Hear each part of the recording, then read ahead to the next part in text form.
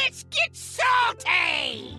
Everyone, Zeddy here again today with a brand new video. And just the other day, we took a look at what the best of the best, what are the most broken cards from Perils in Paradise launching next Tuesday. Well, today it's time to take a look at what I think the worst of the worst, the cards you don't want to open up in your packs.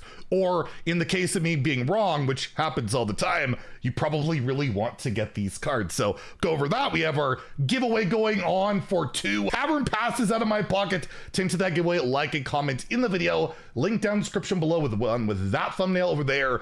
Be subscribed to the channel. Every 1,000 subs we get until the expansion launches on the 23rd, I will add another rewards track, so hit that sub button, make me go baroque. So I really don't think there's that many weak cards for Death Knight. Again, we went over saying like the token stuff in location would be really good. Like none of these cards are that bad. So I'm just gonna say by default, Slippery Slope. It's double frost. And I just don't see triple frost taking off or double frost taking off. This card like is fine, it's okay, but because of the rune system, it just makes it kind of not so useful and not so great. Whereas all these other cards, I can use some justification. Honestly, argue Frostbitten Freebooter might just be worse, even though you can just play it Rainbow, getting that death rattle of freezing some enemies and all that, maybe dealing some damage. Really clunky bad stats. It's a toss up.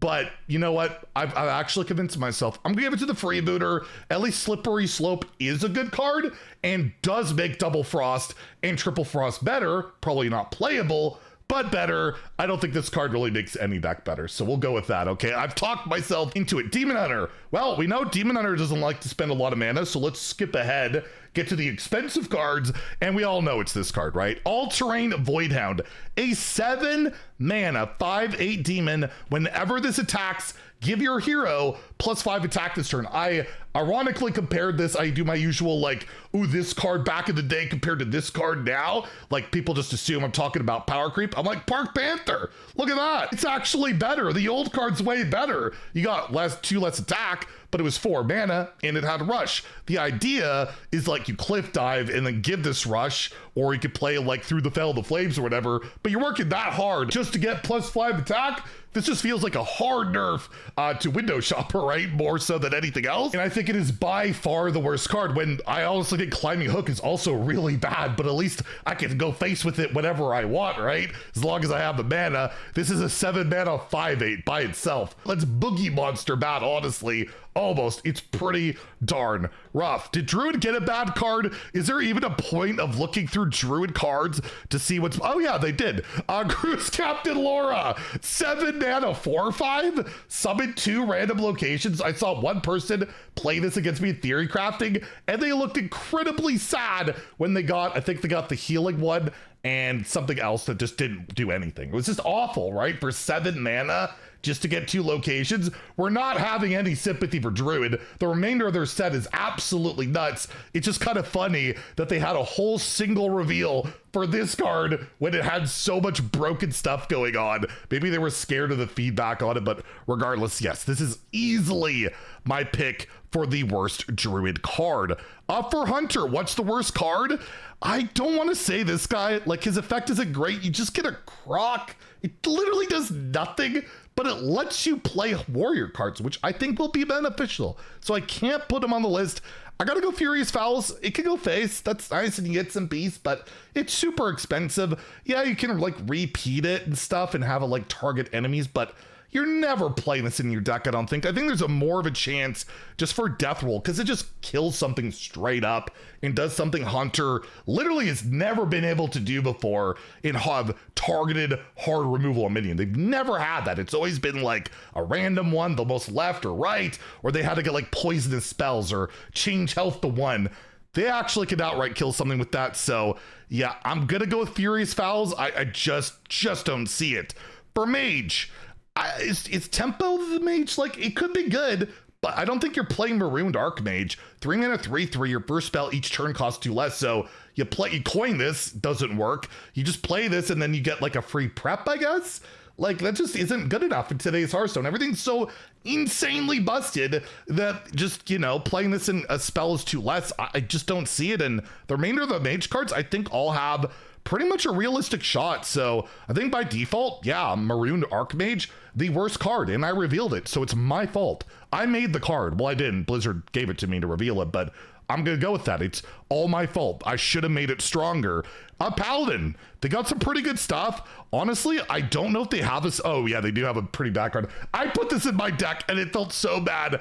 Power Spike, the 6 mana, 4/4 spell, deal 4 damage, give a random friendly minion +4/+4. It's so expensive. You have to have a minion on the board, and it's not a lot of damage.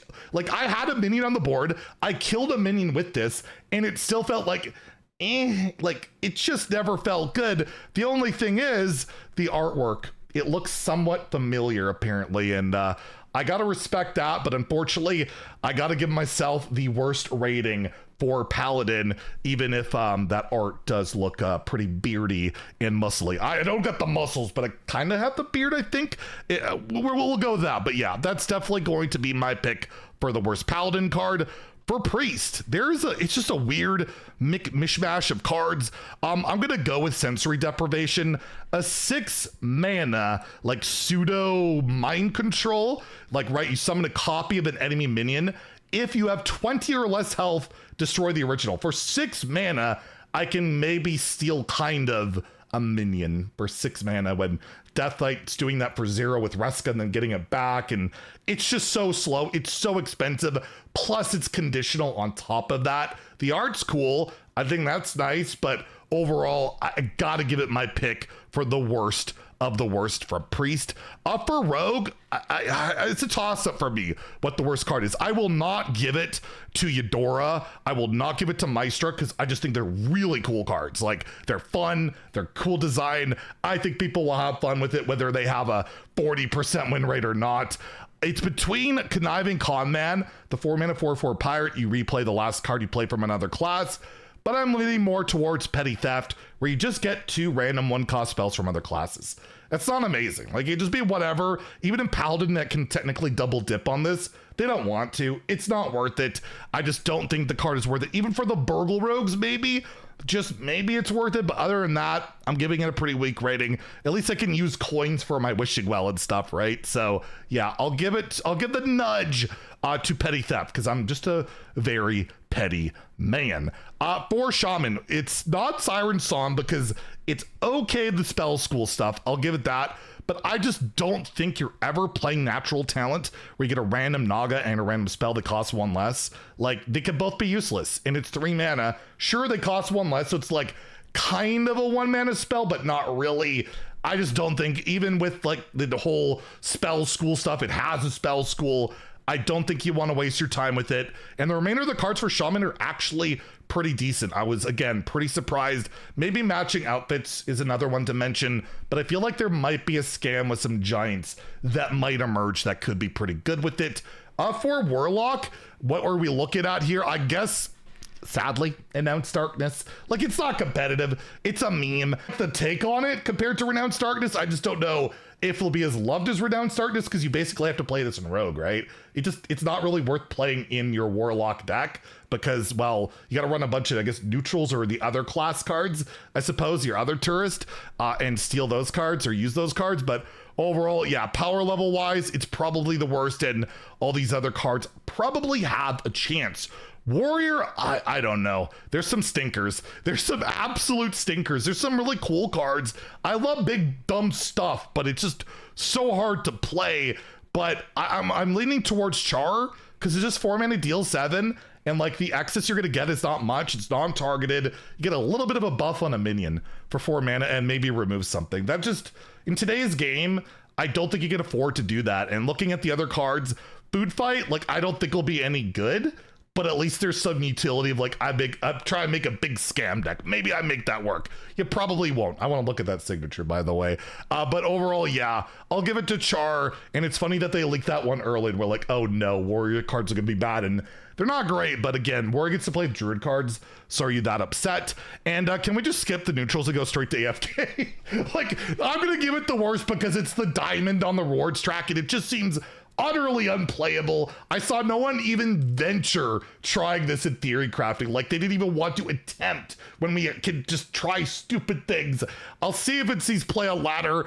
It's gonna die. Why did they pick this one for the pay track? That's upsetting. It looks cool. Don't get me wrong, I like the diamond, but yeah, AFK, she's basically gonna live up to her name. You go AFK basically in the game playing her, and you're gonna blow up because I don't think you can really afford to not attack with minions just to get that +2/+2. But hey, you never know. Someone might prove us all wrong. So there you go. My pick for the worst cards. Let me know what you agree with, disagree with, and you enjoyed the video. Please like and subscribe. Have a great day and stay salty, my friends.